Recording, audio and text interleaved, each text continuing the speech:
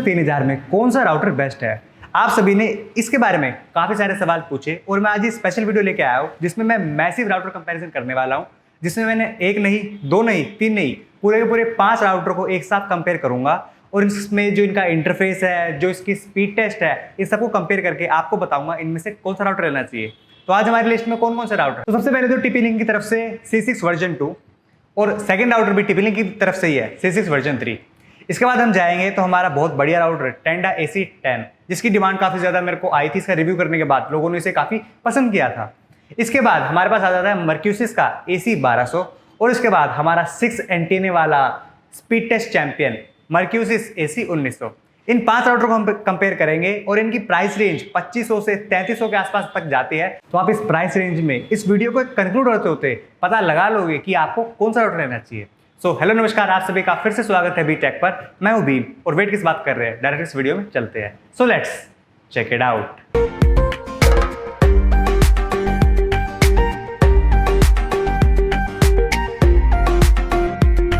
तो इस वीडियो को लास्ट तक जरूर देखिएगा क्योंकि वीडियो की लास्ट में बताऊंगा कि मेरे रिकमेंडेड बेस्ट राउटर कौन से हैं। सो बात करते हैं हम इसके बिल्ड और डिजाइन से और सबसे पहले इन 5 राउटर को कंपेयर करेंगे इनके पोर्ट्स के हिसाब से।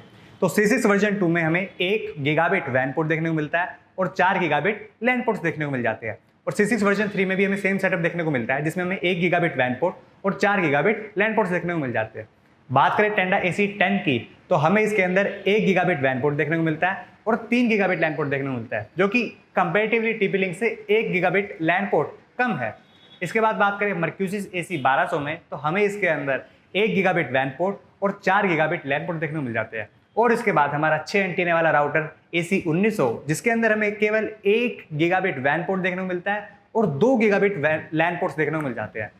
तो ये जो कमी है लैन पोर्ट्स की Mercusys AC1900 में, ये काफ़ी सारे यूजर्स को रोक देती है जिनका ऑफिस सेटअप है, जिन्हें 2-4 डेस्कटॉप्स कनेक्ट करने हैं, तो उनके लिए वो राउटर नहीं है।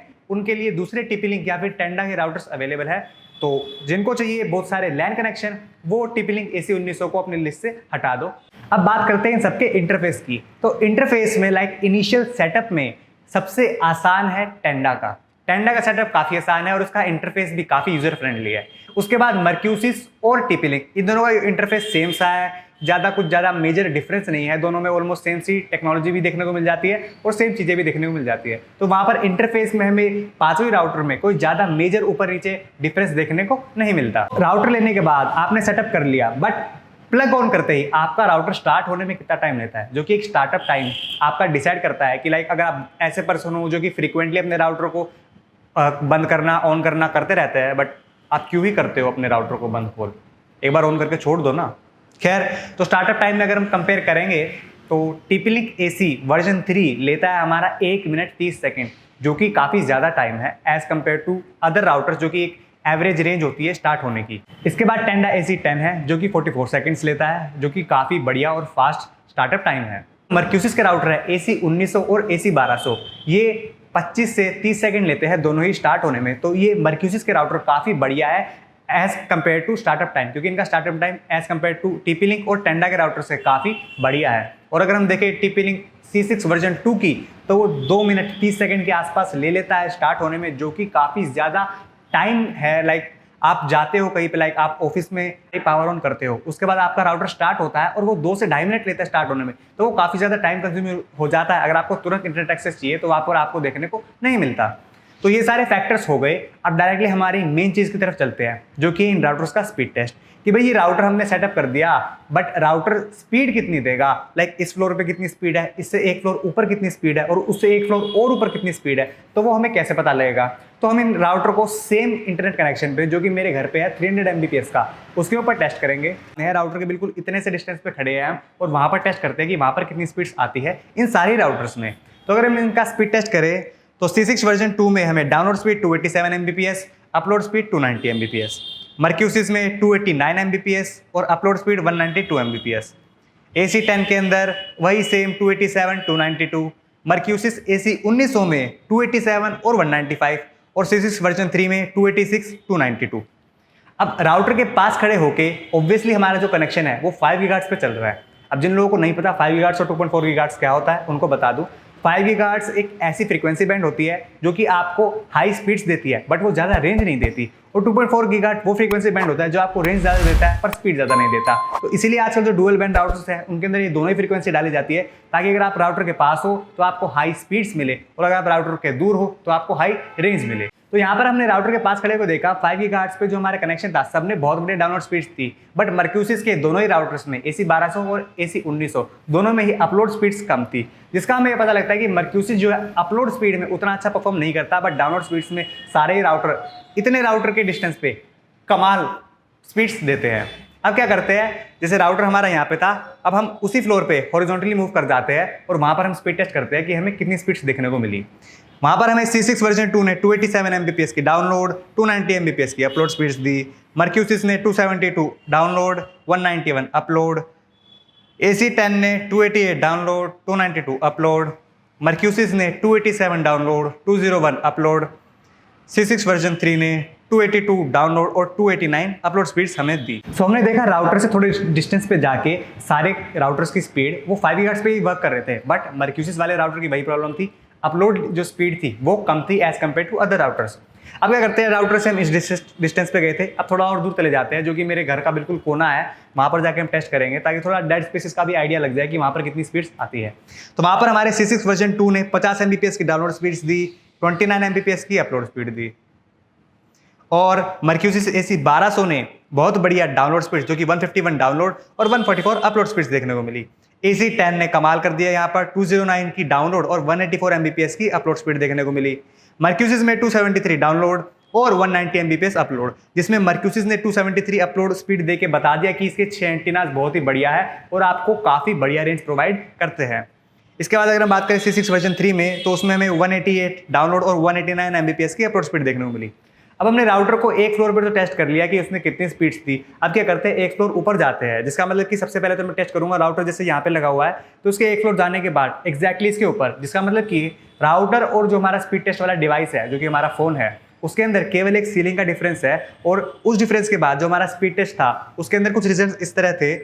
C6 वर्जन 2 में हमें 64 Mbps की डाउनलोड और 43 Mbps की अपलोड स्पीड देखने को मिली।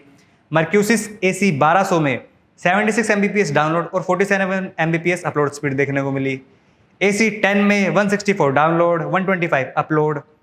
मर्क्यूसिस AC 1900 में 93 Mbps डाउनलोड, 62 Mbps अपलोड, और C6 वर्जन 3 में 53 Mbps डाउनलोड और 29 Mbps अपलोड स्पीड देखने को मिली, जिसमें हमें पता लग गया कि टेंडा AC10 की जो स्पीड्स है वो एक फ्लोर ऊपर जाने के बाद काफ़ी बढ़िया आती है। उसके अलावा सभी राउटर्स की स्पीड ऑलमोस्ट सेम थी।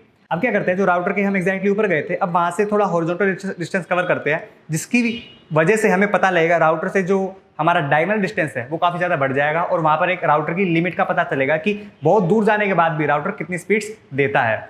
वहाँ पर जब हमने टेस्ट किया तो हमारा C6 वर्जन 2 दे रहा था 36 Mbps की डाउनलोड और 17 Mbps की अपलोड, और वहीं पर जो हमारे बाकी राउटर्स थे उन्होंने मर्क्यूसिस AC 1200 ने 230 Mbps की डाउनलोड, 190 Mbps की अपलोड, और टेंडा AC10 ने 167 Mbps की डाउनलोड, 91 Mbps की अपलोड स्पीड दी। यहाँ पर मर्क्यूसिस का राउटर काफ़ी बढ़िया शाइन करता हुआ दिखाई दिया, जिसने हमें 289 Mbps की डाउनलोड और 201 की अपलोड स्पीड्स दी, जिसका मतलब कि राउटर जो इसके 6 एंटीनास है वो एक फ्लोर ऊपर जाने के बाद भी जो है 5 गीगाहर्ट्ज़ का कनेक्शन दे रहे हैं। और इसका मेरे को एक प्रॉब्लम लगी, लाइक एग्जैक्टली ऊपर जाने के बाद इसने कम स्पीड दी, बट डायगोनल डिस्टेंस में इसकी स्पीड बढ़ गई।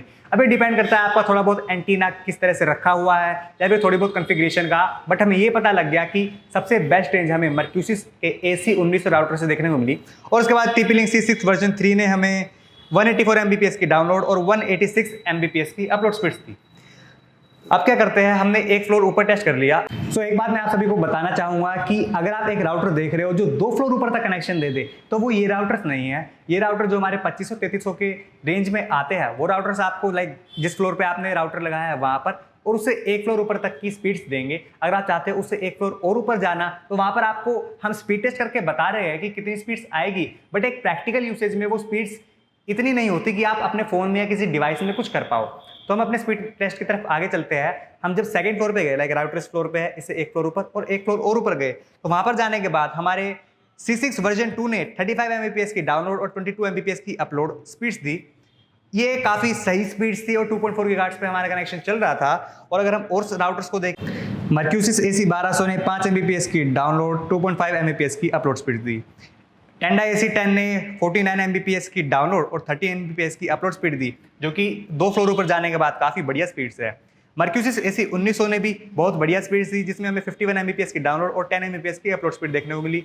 और TP-Link C6 वर्जन 3 ने हमें 41 Mbps की डाउनलोड और 23 Mbps की अपलोड स्पीड। 2 फ्लोर ऊपर जाने के बाद हम इसे क्या करते हैं, थोड़ा हॉरिजॉन्टल डिस्टेंस और मूव कर जाते हैं, और हमारे राउटर से जो डिस्टेंस है वो एक मैक्सिमम लिमिट पे आ चुका है। यहाँ पर कुछ राउटर्स ने तो बिल्कुल ही छोड़ ही दिया कि हम कनेक्शन नहीं देने वाले, और 1-2 राउटर्स ने हमें स्पीड्स दी जो कि बहुत ही मिनिमम थी, मतलब यूज करने के लायक तो थी नहीं, बट स्टिल हमारा काम है आपको स्पीड टेस्ट देना, तो हम आपको स्पीड टेस्ट देंगे। जिसमें TP-Link C6 वर्जन 2 ने कनेक्शन छोड़ दिया, कोई स्पीड्स नहीं दी। मर्क्यूसिस AC 1200 ने कनेक्शन छोड़ दिया, कोई स्पीड्स नहीं दी।